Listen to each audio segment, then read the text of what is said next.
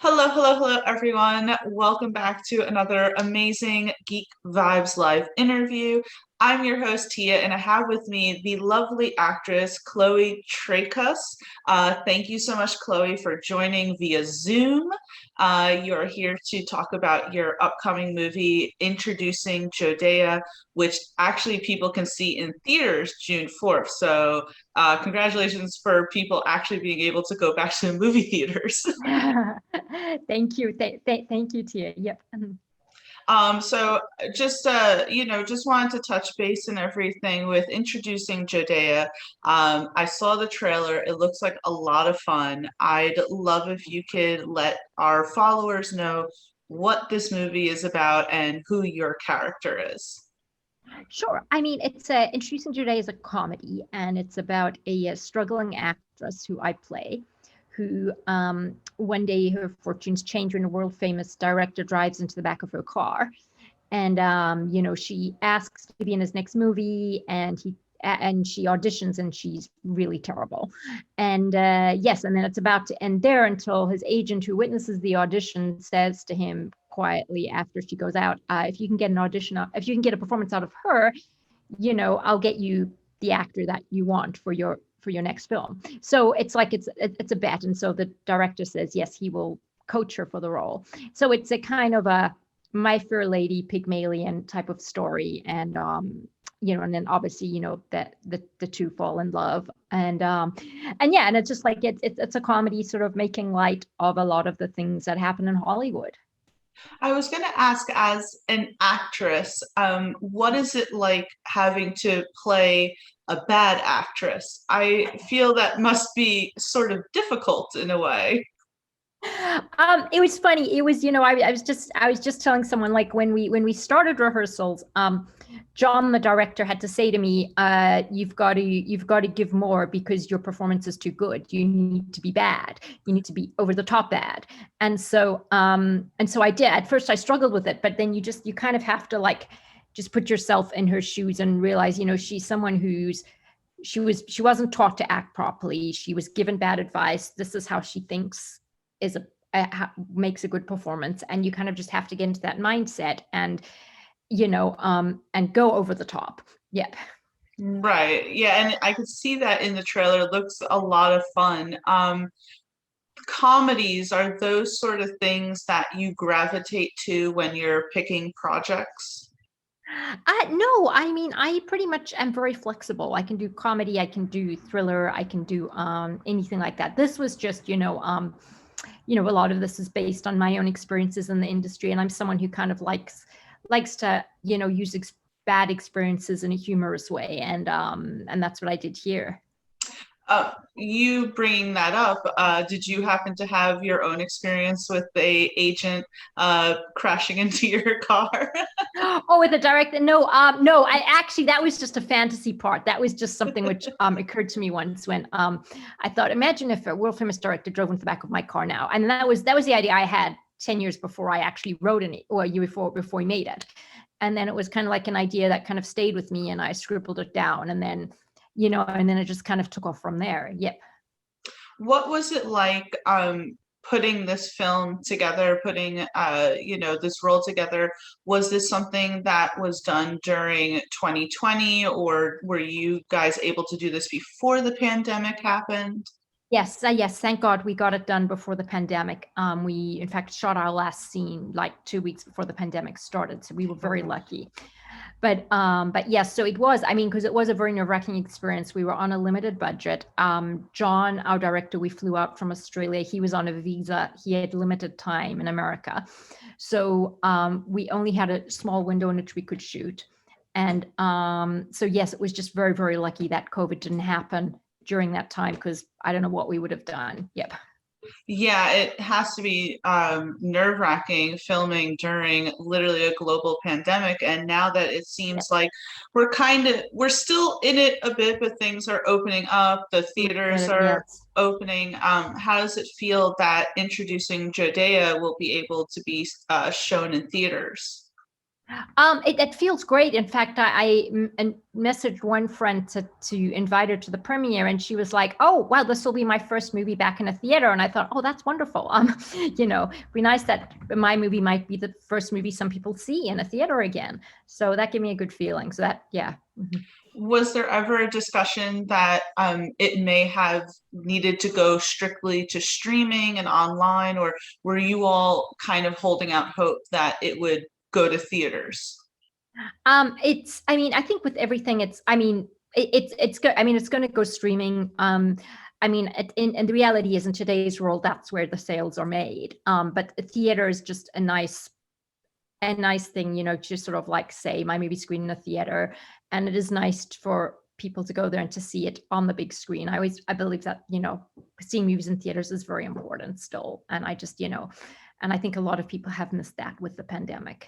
I didn't realize how much I was going to miss it because prior to the pandemic, I saw maybe a couple of movies in theater I got to see. And then when it happened, I said to myself, I can't wait to go back to the theater. So, Right. that's exciting.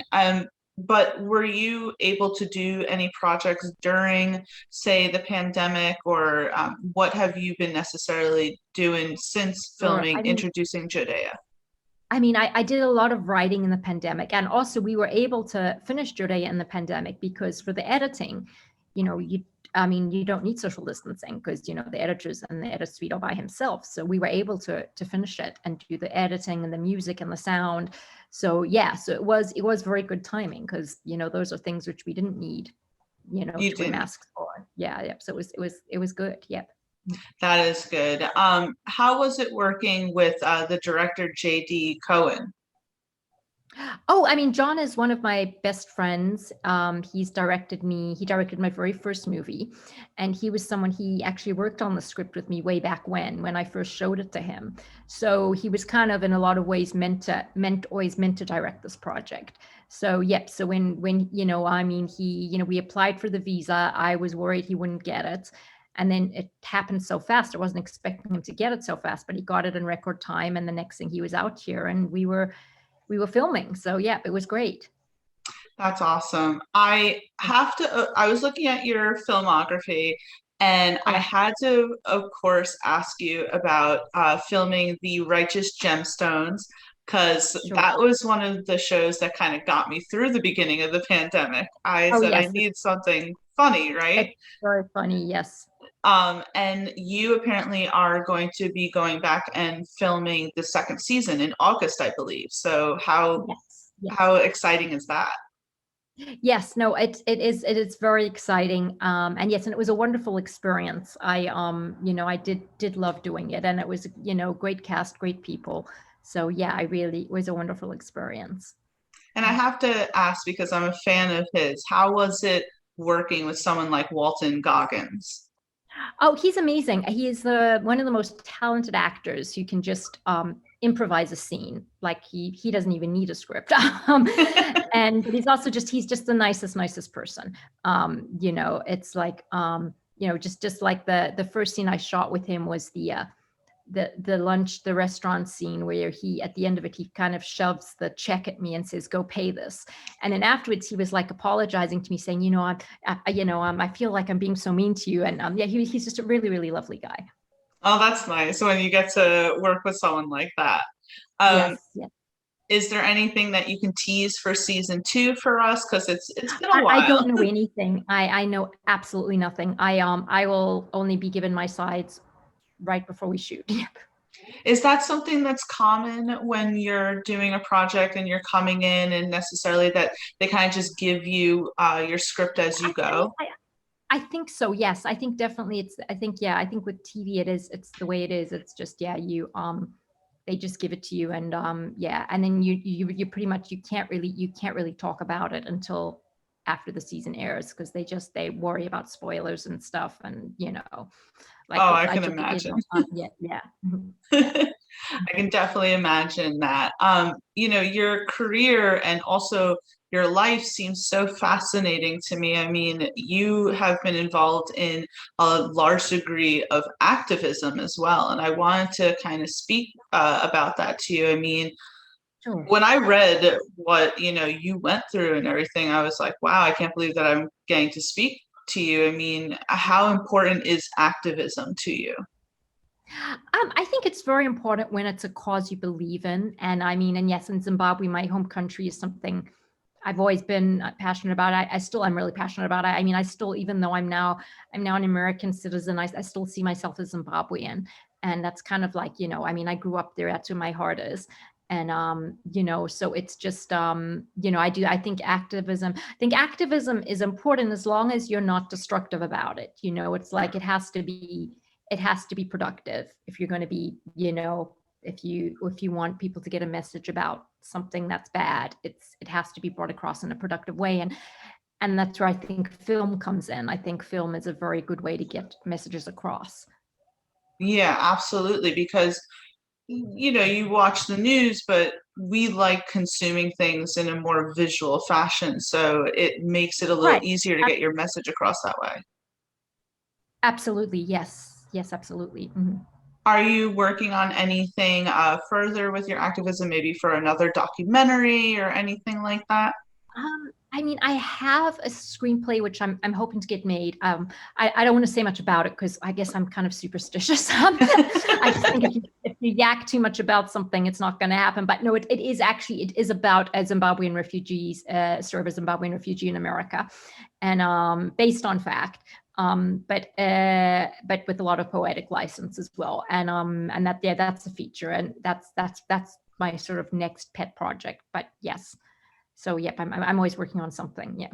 That's going to be great hopefully. I know we don't want to be superstitious here. We don't want to jinx Yes. anything, but hopefully it comes to fruition. Kind of going back to acting, Yes. what kind of genre is there that you haven't done that you would like to get involved in? I think like the kind of movie I haven't done. I mean, I've done thrillers, I've done horrors, I've done comedy, I've done drama. I mean, I think I would like to do. I think I'd like to do something like a biopic. That's something I would absolutely love to do. I would like to play a real person and study their life, and yeah, that's something I would really love to do. Not to put you on the spot, but who would you like to play? I haven't thought about that yet. I would like to do someone, obviously as someone who made some great changes to the world, something like, kind of like just someone who did someone like a sort of Aaron Brockovich kind of character, someone who did something that made a difference. It's that's the kind of, that's the kind of biopic I would absolutely love to do. Yeah.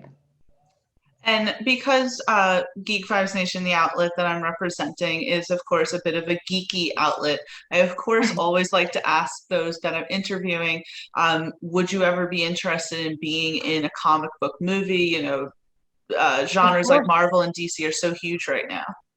Absolutely, I would. I mean, I wasn't really into them, to be honest. It wasn't my thing. But my husband is a, comic book movie addict. He always goes and sees the latest Marvel or the latest DC. Although he always says Marvel is better than DC, but I don't want to like get people. I know that's a question that a lot of people always ask. Which do you prefer, Marvel or DC? First when I was asked, I didn't know what they were talking about. But now, my husband has turned me into liking those movies. So yes, absolutely, I would. I would absolutely love to do one of those movies. Yep.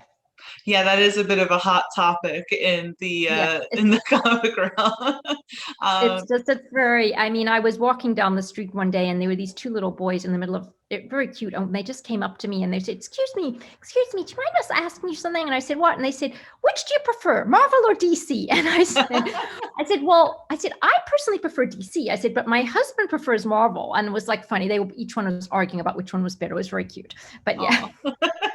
that is really adorable. And there are some fantastic stories that can be told. I Yes. think that, Marvel, DC are going in the direction of trying to be more inclusive and diversive. So it would be Yes. nice to kind of get into worlds like that. Oh yes, absolutely. Yes. Yes. Besides, being excited for introducing Jodea coming out to theaters and, filming The Righteous Gemstones, do you have anything else that you are kind of cooking up that you'd love to promote right now? No, that's literally just it right now. But yes, hopefully, as I said, Judea will be out there and people can see it, and hopefully that there'll be something else following soon. Yep. And if everything goes well, could we be seeing a second Introducing Jodea? Yeah, that's, people have asked me about that, and I think that definitely is an option. I think though, that the character you'd want to make that about though in Jodea is her friend Harold, who is the sort of the awkward nerd who I think I personally, he's my favorite character in it, and I think if there's a sequel, it should be his story. But yes, so I mean, yeah, it's something that yeah, definitely, I'd totally be open to that. That's awesome. Chloe, it's been amazing speaking with you. I hope that those that are listening and watching this check out Introducing Jodea. You can check out the trailer on YouTube. I'll link that down below. It looks like a lot of fun, and we all need to laugh right now, right? Absolutely, absolutely. That's what I'm hoping this will do, because it's been such a serious year. We kind of just need comic relief. So, people have been saying to me, well, why don't you make a movie about the pandemic? And I'm like, why? It's like we've lived it. I don't want to make a movie about the pandemic. I'm not sure about that. And I'll throw this out right now. When they announced Michael Bay was doing his pandemic movie, I was like, oh, I don't want to, no offense to Michael Bay, I'm just saying. It's like, we've lived it. Why do we want to see it? Exactly. But I really hope that we all get to check out Introducing Jodea in theaters so that we can laugh. And I look forward to all of your other future projects.